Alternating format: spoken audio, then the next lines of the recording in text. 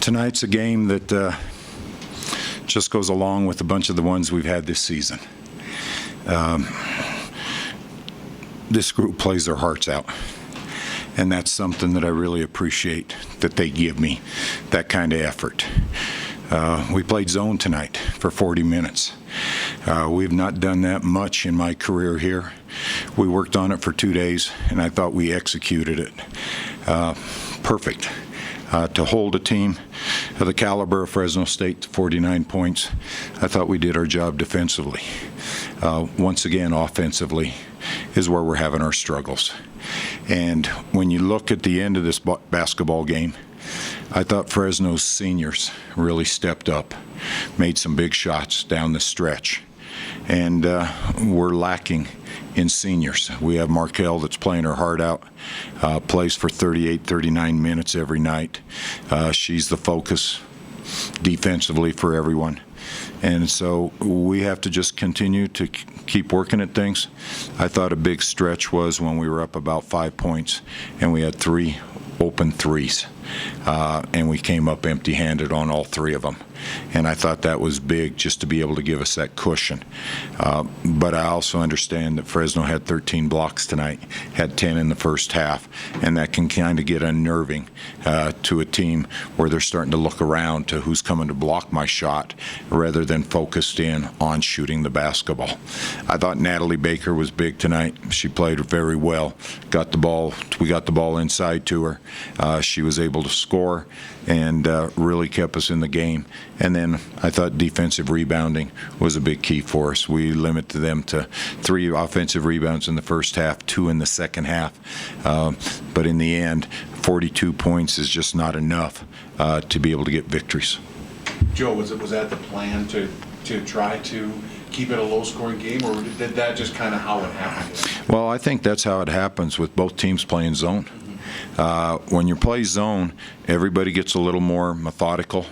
Everybody's looking to how to attack the zone, and then having to step up to make shots. When you take a look at it, they took 16 threes. They went 3 of 16. We're 4 of 18. That's a push in that area, but we have to execute a little better in our decision-making process when you have the ball, where to attack the zone, and I thought our youth really showed tonight in that phase of the game. Their length bothered the girls a little bit more than maybe they even anticipated? Yeah, you know, you cannot simulate that in practice. And I think that became an issue for us. To have 10 blocks in the first half, it's a lot of basketballs not getting a chance to get to the rim.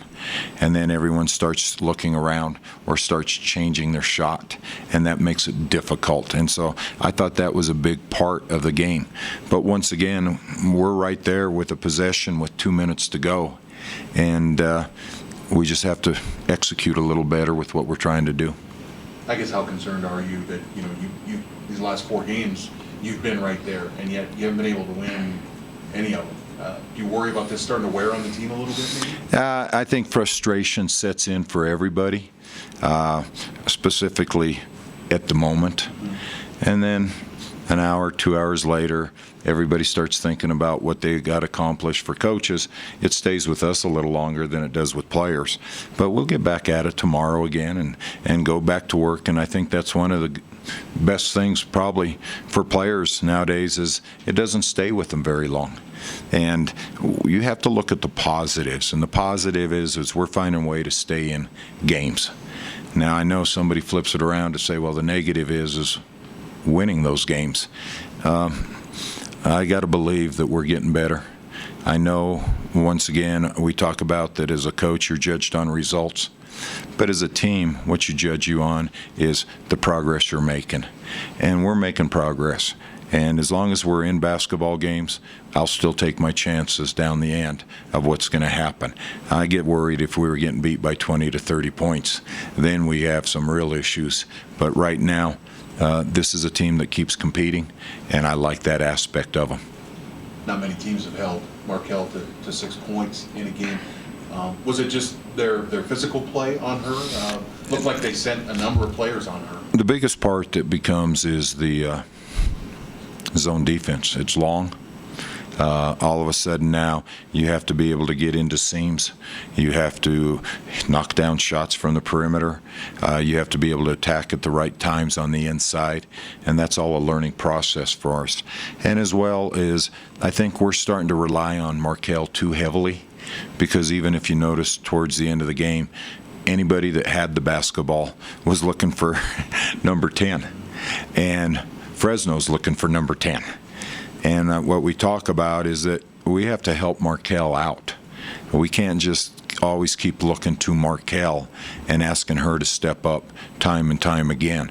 I thought she played very well tonight, and it's just one of the things I also look at is how many times the shot clock gets down and everybody just looks for Markel to make a play. It's a lot of pressure on a player that each and every possession people want you to make it always happen. Is there anything that gets them over maybe that hesitancy, I guess, for lack of a better phrase, with that? Maybe instead of just pulling the trigger themselves? One of the things I think has to happen is success for you. You take a look for Haley Legerski, and she is a very aggressive player to the basket. And when she did that tonight, she was able to come up with 4 assists, which is a very positive for what she was doing there. Haley was also held without a field goal. So we need a little more positive reinforcement where all of a sudden maybe you make a play, makes you feel good about what you're doing, you make a shot, and that does that. The other concern I have is when you look at the bench points, we have to find a basket here and there from our bench. And they're trying.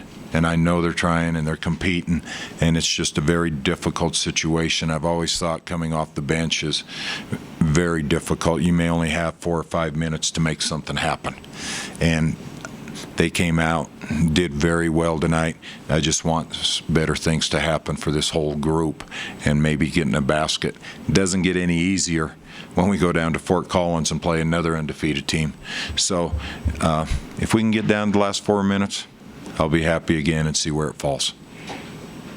You mentioned the border war game. How do you come off a loss like this and get prepared for that rivalry game? Well, I think the biggest thing is it's just, the next game up, and that's the biggest thing. If you win it, it counts as 1. If you lose it, it counts as 1. And so I know everybody talks about that it's bigger than that, but when you play 30 basketball games, it's another game. And they're very talented. They're long. They know how to play. And we're going to run into a bunch of juniors and seniors again. And so the challenge is for us to make sure we hang around in this basketball game and have a chance down the stretch.